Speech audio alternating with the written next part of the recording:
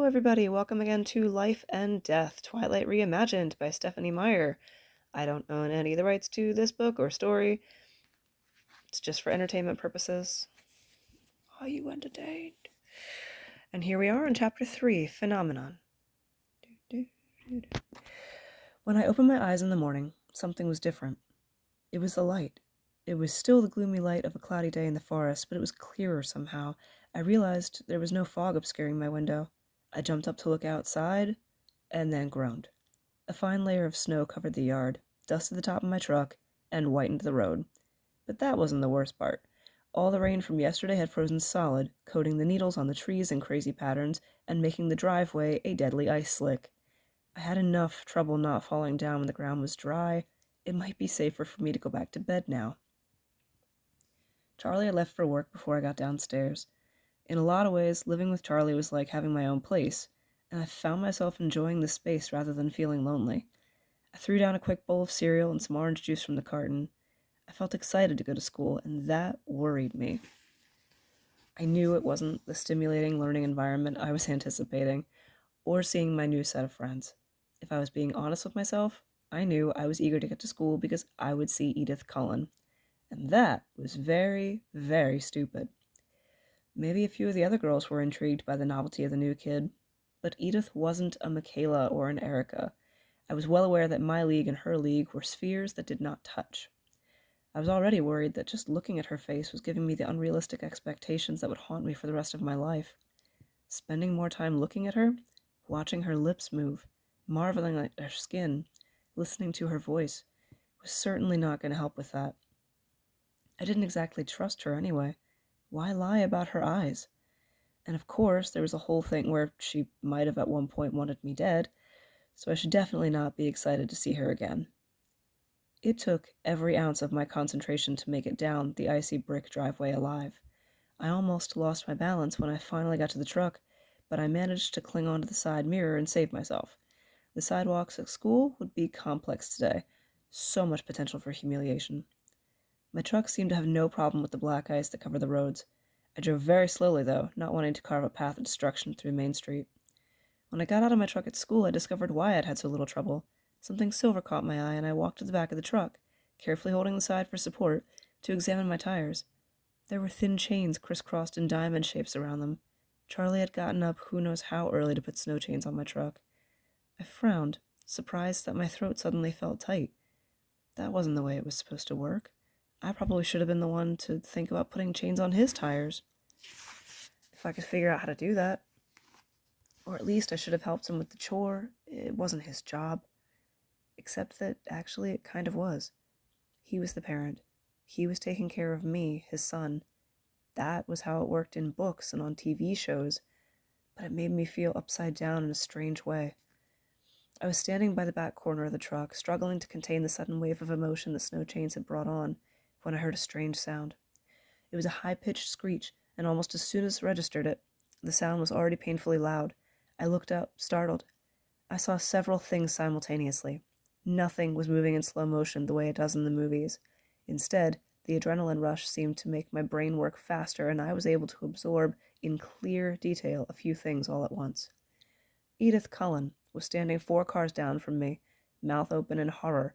Her face stood out from a sea of faces, all frozen in the same mask of shock. Also, a dark blue van was skidding, tires locked and squealing against the brakes, spinning wildly across the ice of the parking lot. It was going to hit the back corner of my truck, and I was standing between them. I didn't even have time to close my eyes. Just before I heard the shattering crunch of the van folding around the truck bed, something hit me, hard, but not from the direction I was expecting. My head cracked against the icy blacktop, and I felt something solid and cold pinning me to the ground. I realized I was lying on the pavement behind the tan car I'd parked next to, but I still didn't have a chance to notice anything else because the van was still coming. It had curled gratingly around the end of the truck, and still spinning and sliding was about to collide with me again. "Come on," she said the words so quickly I almost missed them, but the voice was impossible not to recognize. 2 thin, white hands shot out in front of me, and the van shuddered to stop a foot from my face, her pale hands fitting exactly into a deep dent in the side of the van's body. Then her hands moved so fast they blurred. One was suddenly gripping under the body of the van, and something was dragging me, swinging my legs around like a rag doll's, till they hit the tire of the tan car. There was a groaning metallic thud so loud it hurt my ears, and the van settled, glass popping onto the asphalt, exactly where, a second ago, my legs had been. It was absolutely silent for one long second. Then the screaming started.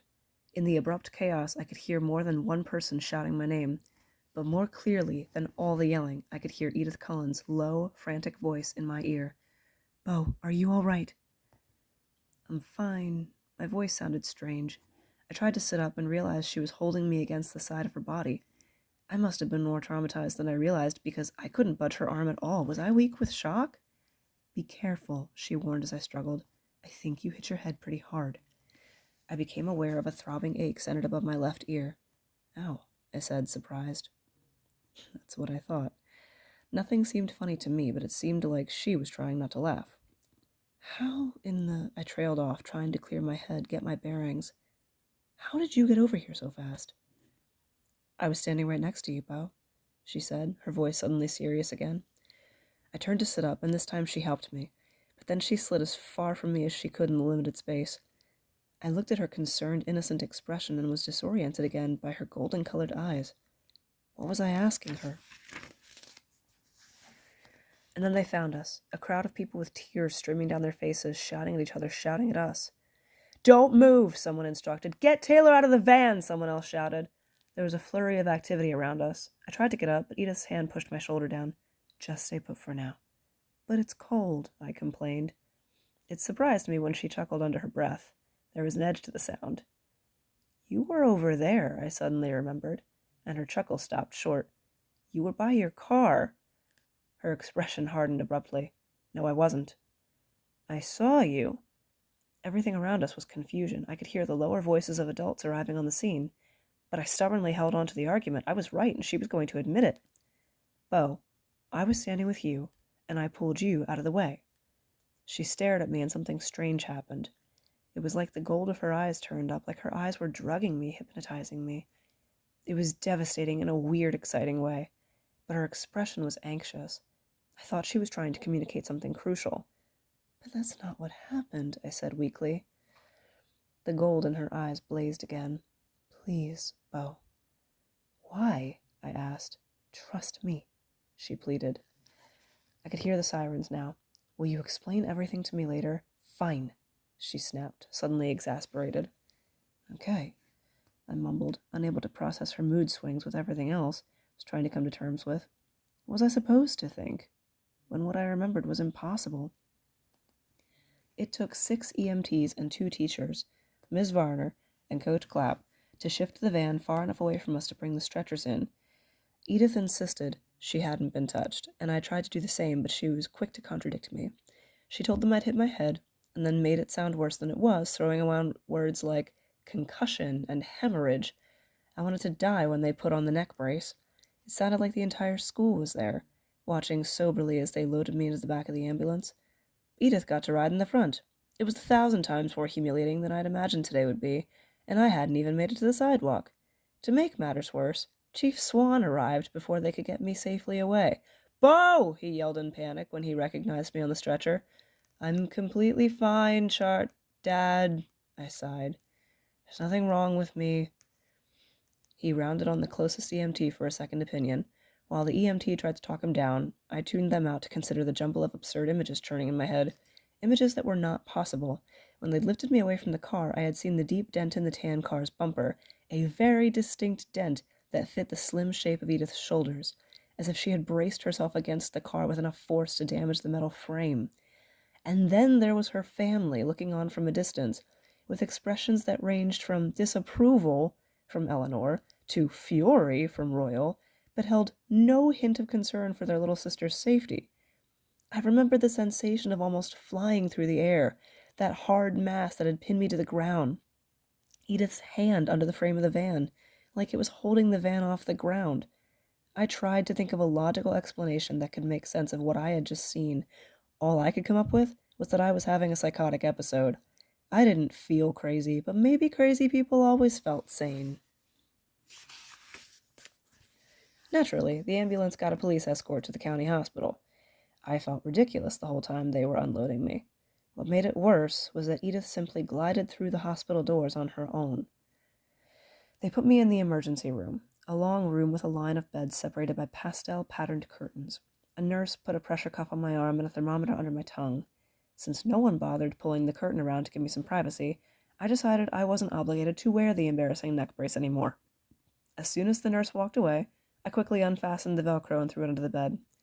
There was another flurry of hospital personnel, another stretcher brought to the bed next to me. I recognized Taylor Crowley from my government class beneath the blood-stained bandages wrapped tightly around her head. Taylor looked 100 times worse than I felt, but she was staring anxiously at me. "Oh, I'm so sorry." It's fine, Taylor. You look awful. Are you all right?"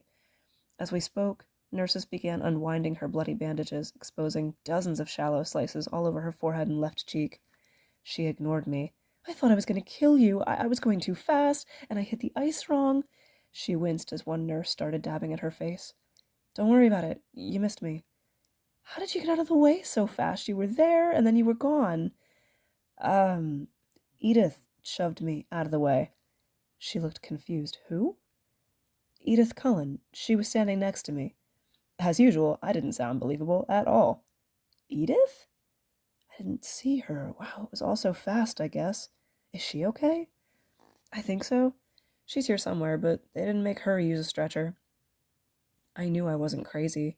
What had happened? There was no way to explain away what I had seen. They wheeled me away then to x-ray my head. I told them there was nothing wrong, and I was right. Not even a concussion. I asked if I could leave, but the nurse said I had to talk to a doctor first. So I was trapped in the ER, harassed by Taylor's constant apologies and promises to make it up to me. No matter how many times I tried to convince her I was fine, she continued to beg for forgiveness.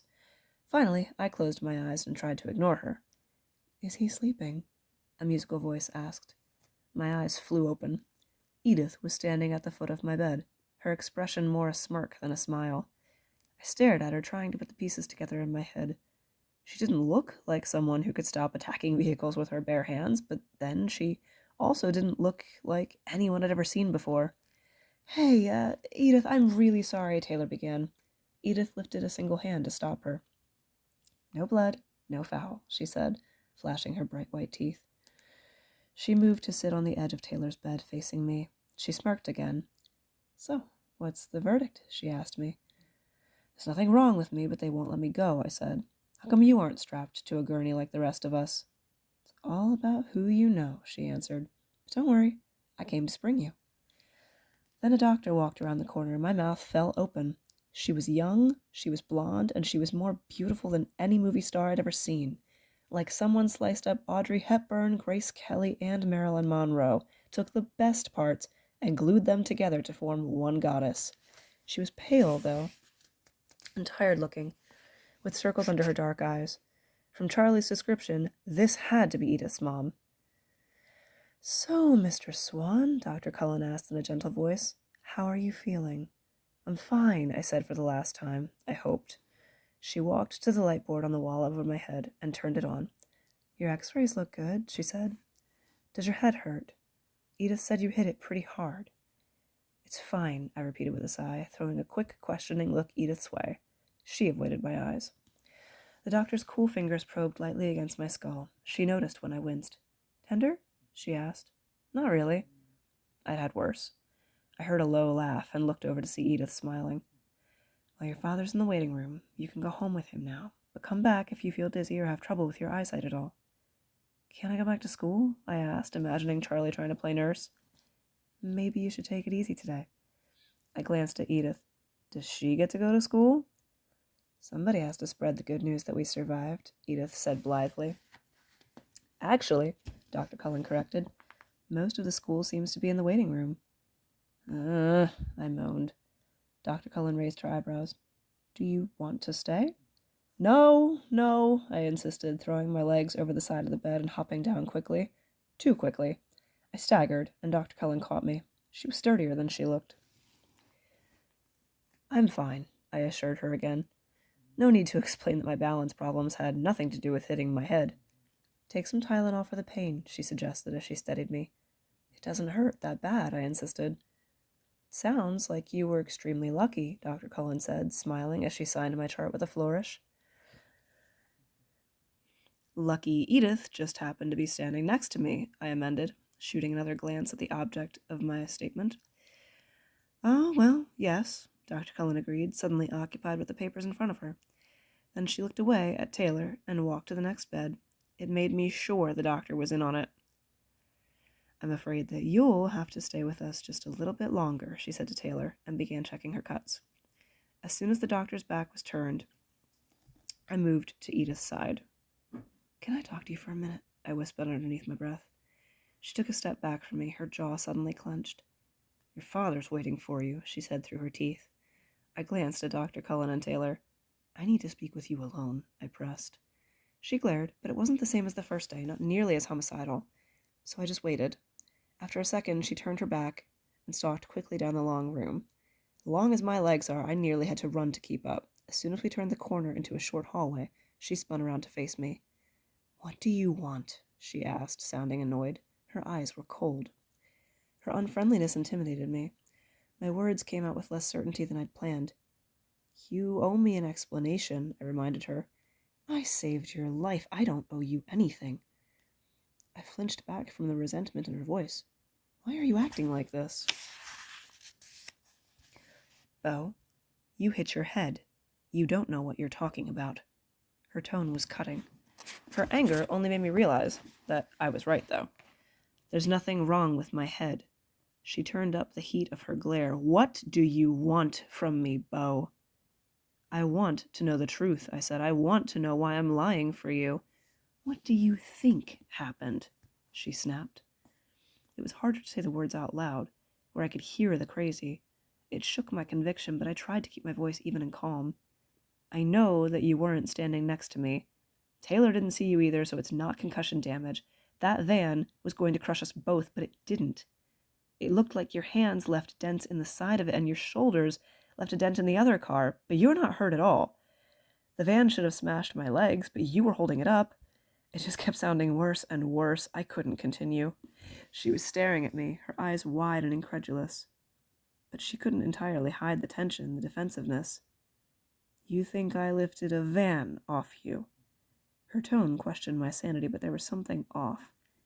It was like a line delivered by a skilled actor, so hard to doubt, but at the same time, the frame of the movie screen reminded you that nothing was actually real. I just nodded once. She smiled, hard and mocking. Nobody will believe that, you know. I'm not going to tell anybody. Surprise flitted across her face, and the smile faded. Then why does it matter? It matters to me, I said. I don't like to lie, so there'd better be a good reason why I'm doing it. Can't you just thank me and get over it? Thank you, I said, and then folded my arms, waiting. You're not going to let it go, are you? Nope. In that case, I hope you enjoy disappointment. She scowled at me, and I stared back, thoughts scattered by how beautiful her anger was. I was the first to speak, trying to keep myself focused.